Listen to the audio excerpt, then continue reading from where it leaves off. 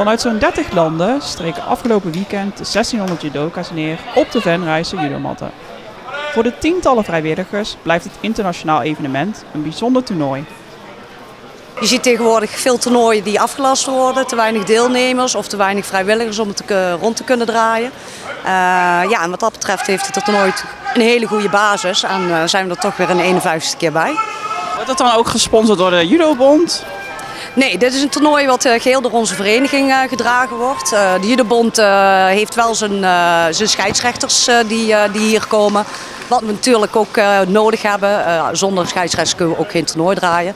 Dus dat is de bijdrage van de Judobond en ook de judomatten.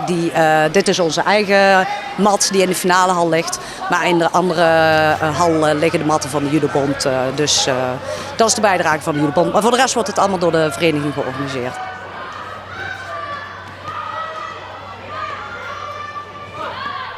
Dit jaar werd er een nieuwe naam aan de Hall of Fame toegevoegd. De Belgische Ilse Heijlen. De Wall of Fame is eigenlijk zijn Olympische gemedailleerden, maar ook de mensen die Venray hebben meegedaan. Ik heb in mijn hele jonge carrière nooit Venray-toernooi met Venray meegedaan, maar dat heb ik gisteren rechtgezet. Dus ik heb gisteren deelgenomen om uiteindelijk daar toch op te hangen. Olympische medaille heb ik gehaald in 2004 in Athene. Heb ik een bronzen medaille gehaald. Toch al meer dan 20 jaar geleden, dus het is toch wel een hele poos. Elk jaar opnieuw vrij Adrie van de Olympische medaille heb je al, maar je bent nog nooit deelgenomen. Ik ben ondertussen 49 jaar, dus het was niet zo evident om dat even te doen. Maar ik ben wel blij dat ik heb meegedaan en ook dat het goed is afgelopen.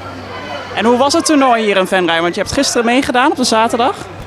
Ja, klopt.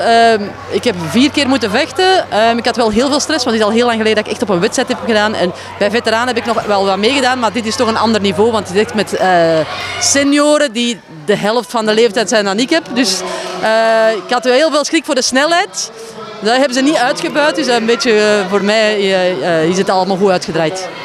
Hoeveel vrijwilligers hebben hier het hele weekend gewerkt? Wij draaien wel met 60, 70 vrijwilligers per dag. Het zijn ook meestal dezelfde vrijwilligers, dus die 2 volle dagen komen en soms toch wel meer met het helpen opbouwen. Dus voor die mensen steken voor vrijwilligerswerk veel tijd. Een heel weekend zijn ze ermee kwijt. Dus ja, dat hebben we op een dag staan. Vooraf hebben we natuurlijk een basis in de vereniging. Arie van de IT die een heel programma heeft geschreven voor de online inschrijvingen.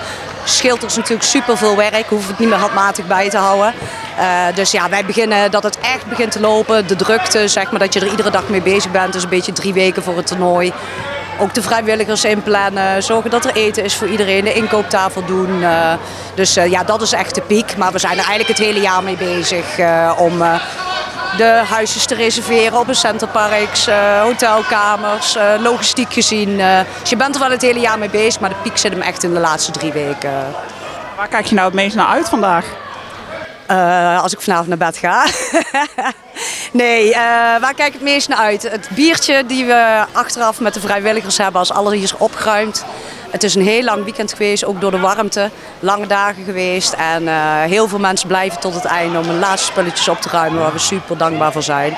En dan nog even met z'n allen een drankje om te proosten op de goede afloop. Is eigenlijk altijd het leukste. Dan hoor je ook de verhalen van het hele weekend, wat er allemaal gebeurd is. Dus daar kijk ik wel naar uit, naar dat moment.